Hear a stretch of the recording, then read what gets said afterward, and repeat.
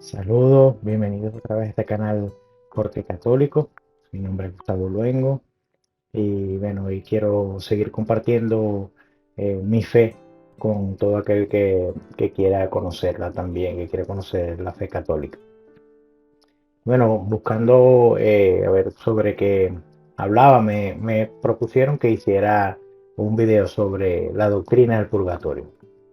Y bueno, quiero empezar por decir que eh, esta palabra purgatorio lo que quiere decir es purificación. Es una doctrina que nos habla de una purificación. En el Catecismo de la Iglesia Católica, en el artículo 10030, dice: los que mueren en la gracia y en la amistad de Dios, pero imperfectamente purificados, aunque están seguros de su eterna salvación, sufren después de su muerte una purificación a fin de obtener la santidad necesaria para entrar en la alegría del cielo. Ahí cierra el Catecismo de la Iglesia Católica. Entonces, lo primero que tenemos que ver es que el purgatorio no es un lugar determinado, es más bien un estado temporal. Y cuando hablamos de temporal, no necesariamente nos referimos al tiempo en segundos, minutos, horas, años, ¿verdad? Ya que estamos hablando de algo que ocurre después de la muerte, donde no estamos sujetos a la relación entre el espacio y el tiempo. Aquí la persona que muere, pero que está en gracia de Dios, sin embargo, no está perfectamente purificada, mediante el sufrimiento, valga la redundancia, se purifica para disfrutar plenamente de la presencia de Dios. Es una persona que ya está salva, que vive en el amor de Dios, pero no de una manera plena, ya que la palabra de Dios, hablando de la Jerusalén celestial, nos dice: nada manchado entrará en ella. Esto está en Apocalipsis 21, versículo 27. Ciertamente no vamos a encontrar la palabra purgatorio en la Biblia, así como tampoco encontramos la palabra Trinidad, pero sí encontramos la enseñanza de este lugar o este proceso de purificación previo y que es necesario para entrar en la comunión plena con Dios, o sea, en el cielo.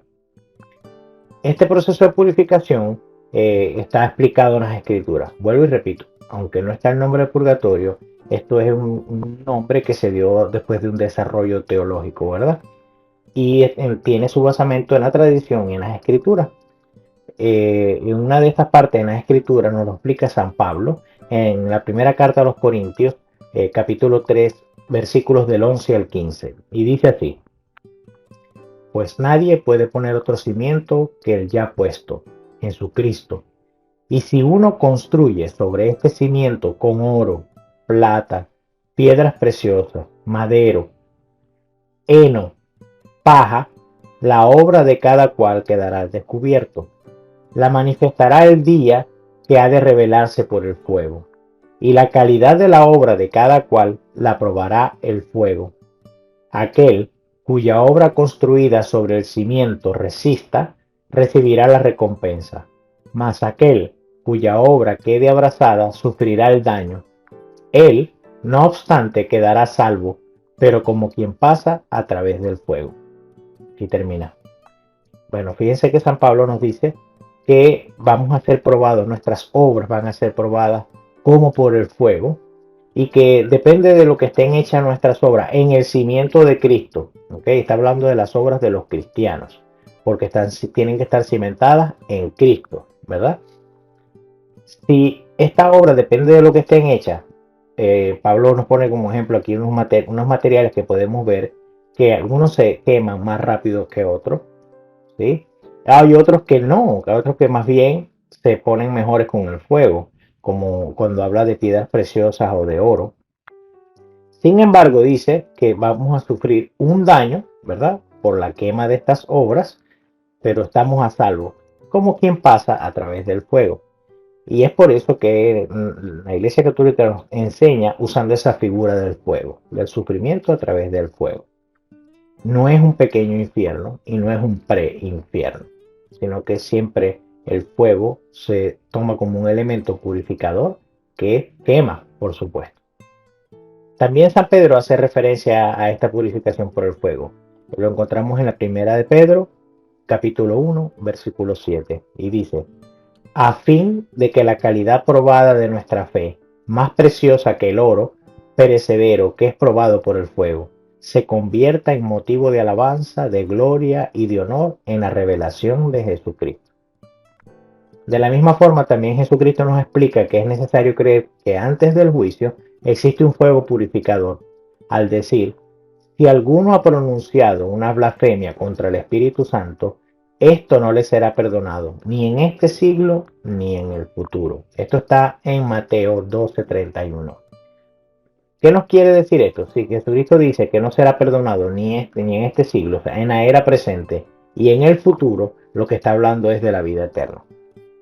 Y si nosotros vamos, cualquier persona va al infierno, nada puede hacer para salir del infierno. Nadie puede salir del infierno. Por lo tanto, que hay pecados que sí se purifican en el futuro y como no puede ser el infierno, tienen que ser un otro estado, que no sea el cielo tampoco, porque no podemos entrar al cielo con pecado. Eso también lo dice la palabra de Dios. También el Señor, usando términos legalistas, términos legales, nos habla de un lugar donde pagaremos nuestra culpa. Esto está en el Sermón de la Montaña, en Mateo 5, del 25 al 26. Y dice así: ponte enseguida a buenas con tu adversario mientras vas con él por el camino. No sea que tu adversario te entregue al juez y el juez al guardia y te metan en la cárcel. Yo te aseguro, no saldrás de allí hasta que no hayas pagado el último céntimo. Entonces, fíjense, el Señor está hablando aquí a través del pago, ¿verdad? De manera legal, de una deuda.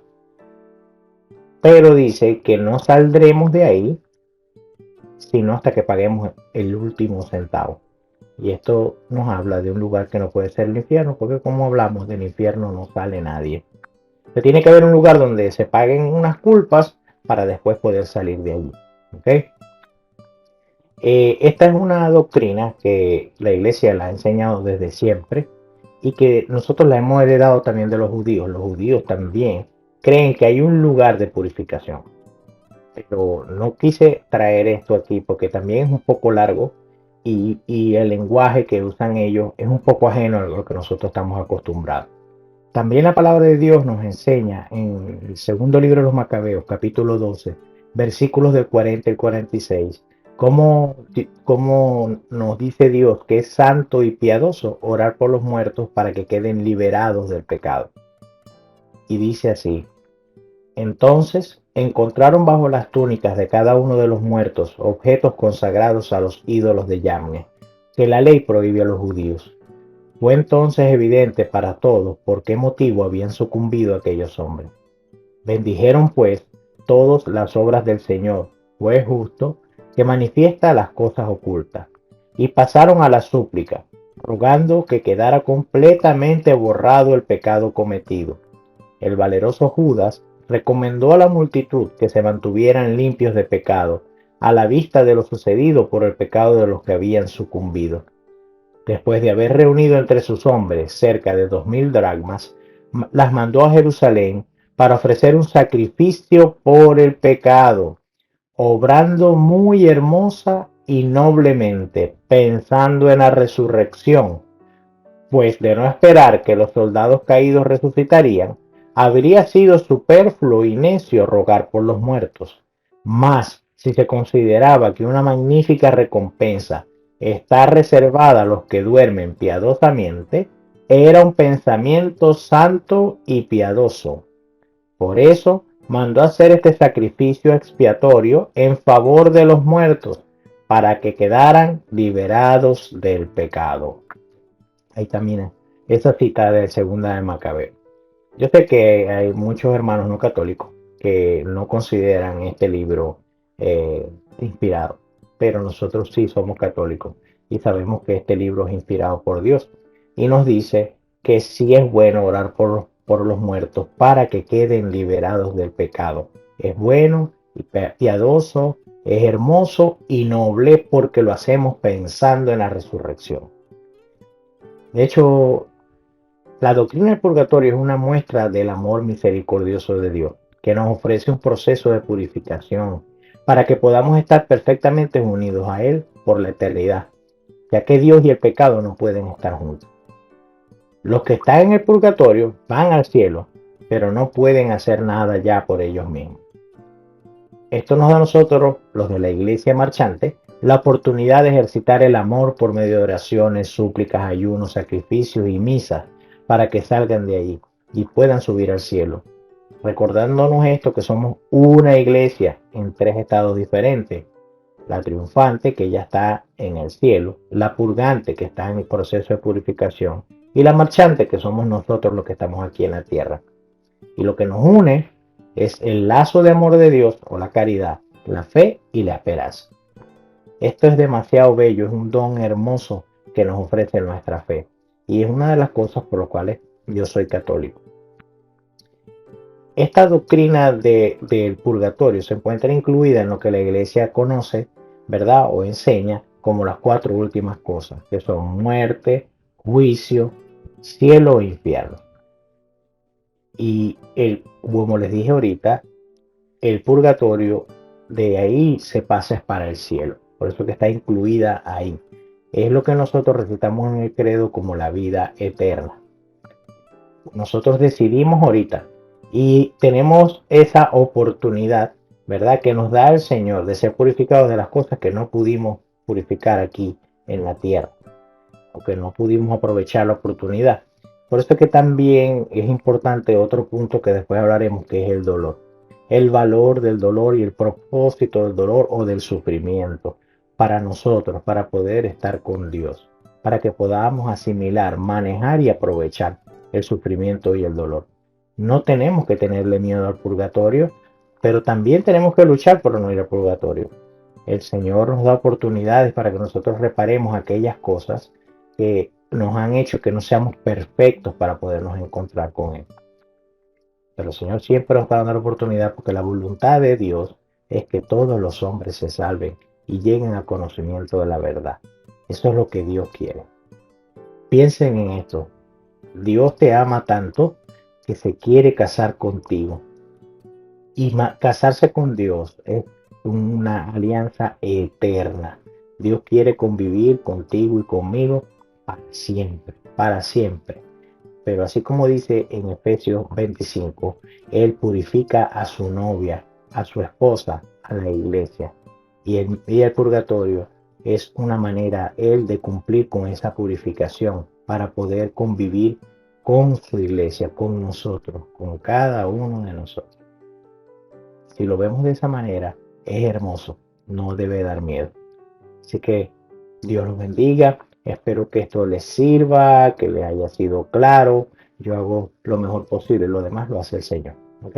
Nos vemos. Hasta luego.